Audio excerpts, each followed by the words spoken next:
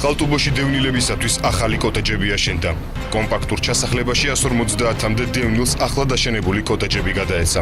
ლტოლვილთა და განსახლების მინისტრის დავით დარახველიძის თქმით 35 კოტეჯი შვეიცარიის განვითარების სააგენტოს დაფინანსებით აშენდა. დევნილთა სამინისტრომ კი კოტეჯები საკანალიზაციო სისტემით და გარე კომუნიკაციით უზრუნველყო, რისთვისაც 100,000 ლარი სამინისტროს ბიუჯეტიდან გამოიყო. მისი თქმით იგი გმება კიდევ 2 ობიექტის გახსნა 66 ოჯახისათვის. ჩვენ გავიარეთ რთული მოსამზადებელი პერიოდი და შევდივართ ახლა იმ ციკლში, როდესაც პრაქტიკულად ყოველ თვეში ჩვენ გვექნება ახალი ობიექტების გახსნის ცერემონიალი და გადაცემა დევნილებისათვის. I came here in 2011.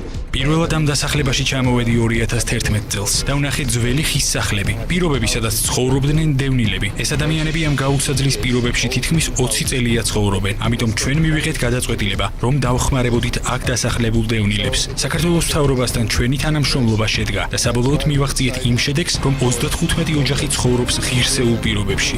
Proper houses.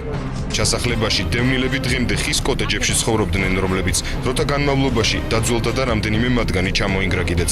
პროექტი საქართველოს ოკუპირებული ტერიტორიებიდან იძულებით გადაადგილებულ პირთა განსახლებისა და ლტოლვილთა სამინისტროს და შვეიცარიის განვითარების სააგენტოს ორმხრივი მოლაპარაკების შედეგად განხორციელდა.